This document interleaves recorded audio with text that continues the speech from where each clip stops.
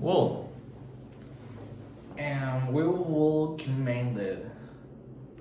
I like the Fenrir character, the Yeah. big wolf. Yeah.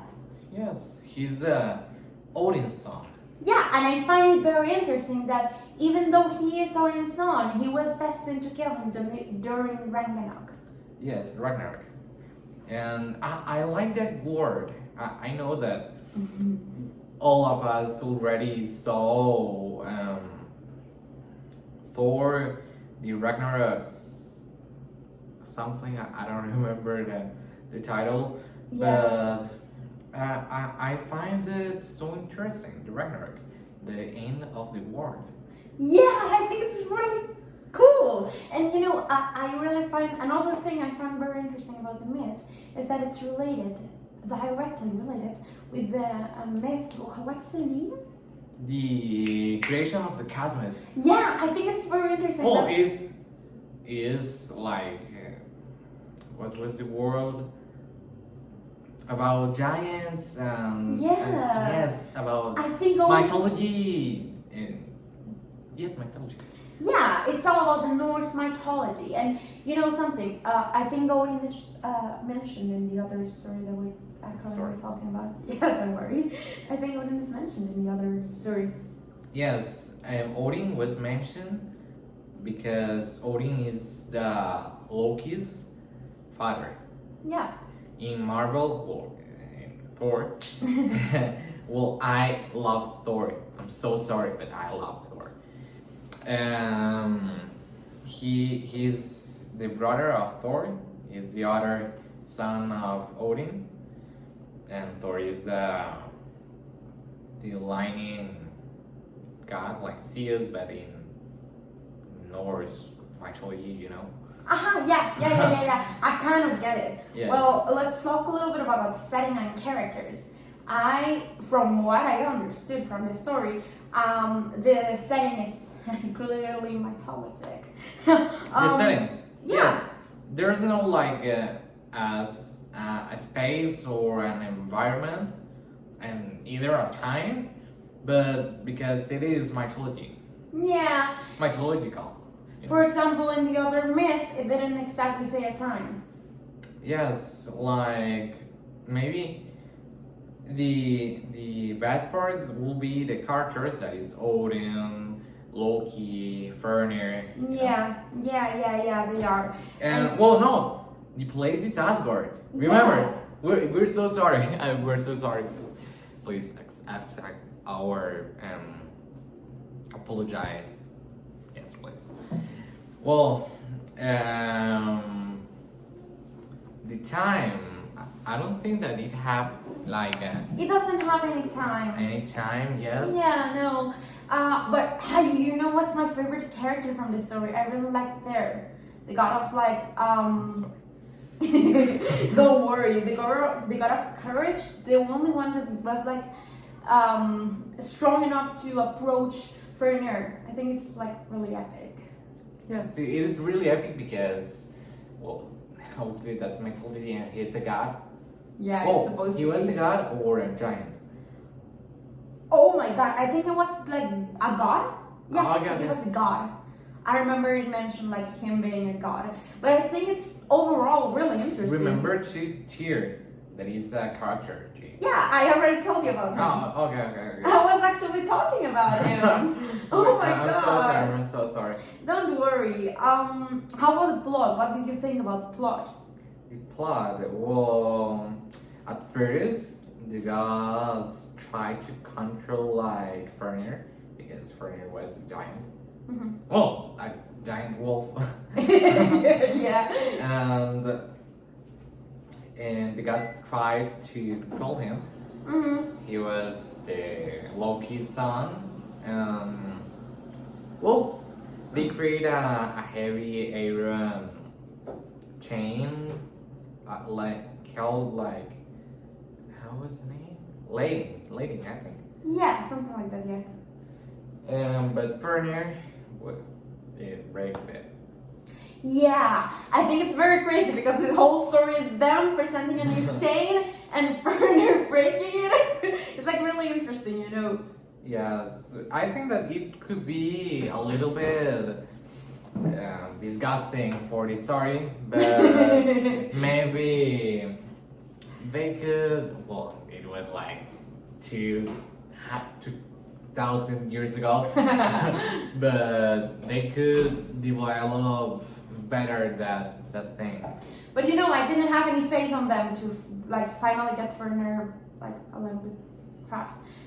In the end, I was like very surprised that Werner ended up being suspicious of them and everything that happened and the betrayal that they gave to him. You know.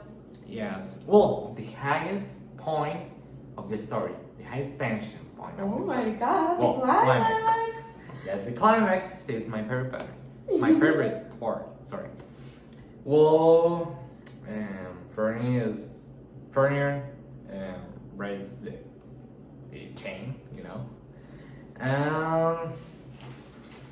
Then he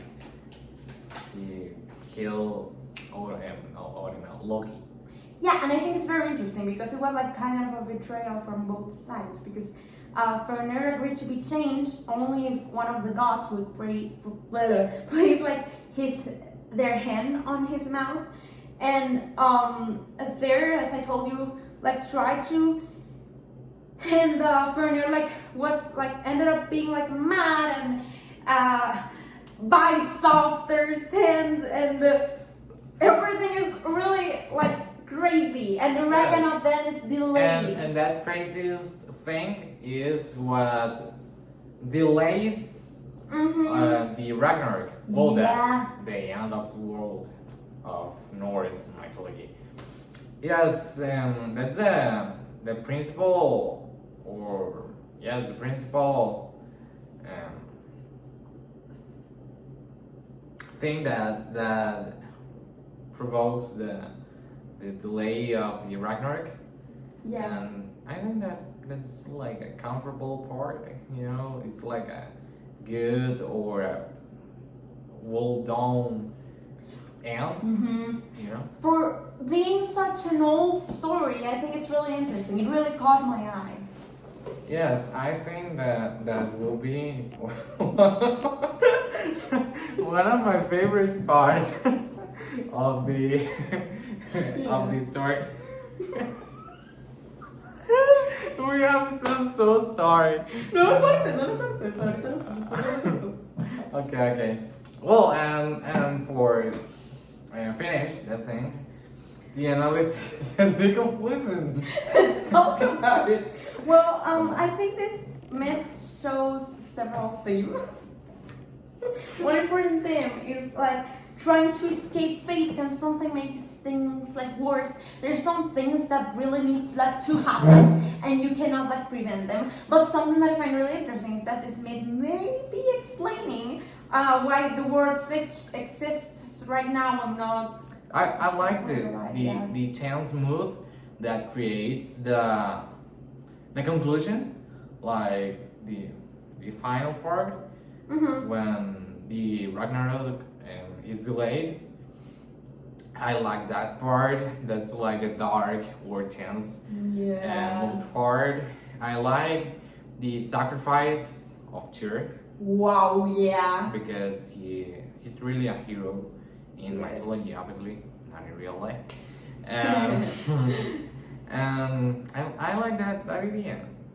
And I like the form or the kind of final that they use for it. Yeah, it's realistic. It's not like something like fantasy. Yeah. Not like a Disney's movie, you know. Yeah, and the story like about the mood, it creates like a dark, intense mood. Especially when Fenrir realizes that he's just been deceived or betrayed. I think it's really interesting, you know. Well, yes. Also, another important idea was the hero, Vulture, lose his life, and obviously he'll he loses his hand on that conflict. Well, just for concluding, the myth, the bending of the furniture, Yeah. is a powerful myth that expresses fear, destiny, and sacrifice in obviously the Norse mythology. Yeah, I think it could be considered like um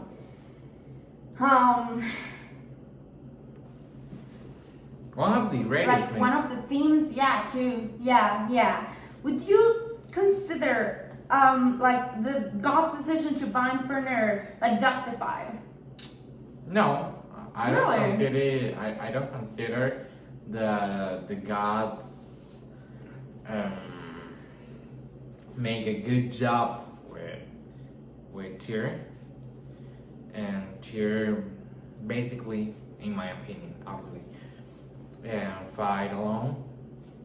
And I don't think that it is a good thing. Yeah, it kind of makes there the archetype of being like the courage character and everything, but I don't think it was justified. At the end of it all, it was like a important being. I can say a person because it was a wolf, but an important being. And I think that after all, like the theme of this story is like avoiding fate makes it worse. Yes, that's Yeah. all the truth.